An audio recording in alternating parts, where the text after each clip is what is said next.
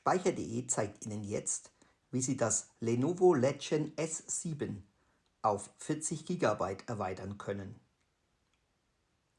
Um das Gehäuse zu öffnen, werden auf der Unterseite des Gerätes 8 Schrauben entfernt. Zum Lösen der Plastikarretierungen des Gehäuses empfehlen wir ein Opening Pick. Das ist ein kleines Plastikwerkzeug. Mit einem solchen Werkzeug kann das Gerät sicher und ohne Kratzer geöffnet werden. Das Plastikwerkzeug wird hierbei an einer Ecke zwischen Gehäusedeckel und Chassis eingeführt. Mit einer leichten Hebelbewegung werden die Arretierungen gelöst und der Gehäusedeckel kann abgenommen werden.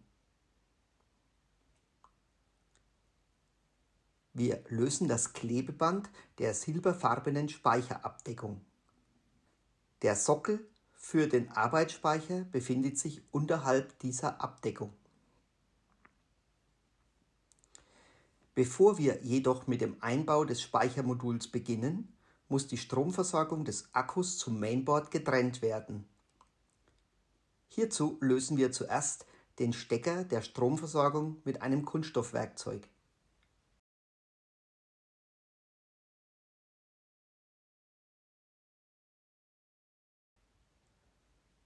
Wir entfernen nun die silberfarbene Speicherabdeckung. Darunter ist der freie Speichersteckplatz vom Gerät zu sehen.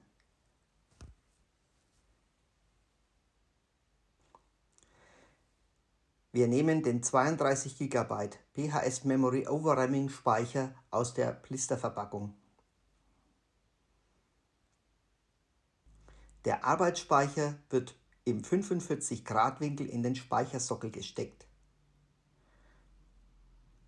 Durch einen leichten Druck von oben in Richtung Speichersockel wird sichergestellt, dass der Speicher richtig und tief im Speichersockel sitzt.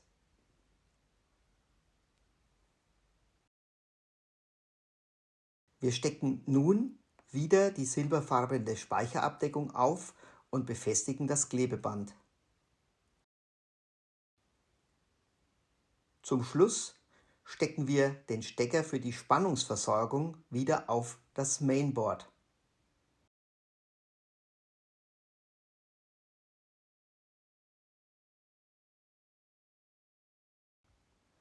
Der Gehäusedeckel kann nun wieder aufgesteckt und die Schrauben wieder eingedreht werden. Der erste Bootvorgang mit einem 32 GB Speichermodul dauert in der Regel zwischen 4 bis 5 Minuten. In dieser Zeit kann es sein, dass der Bildschirm schwarz bleibt. Bitte unbedingt diese Zeit abwarten. In der Systeminfo werden nun die vollen 40 GB als nutzbarer Arbeitsspeicher angezeigt. Viel Spaß beim Aufrüsten, Ihr Speicherteam.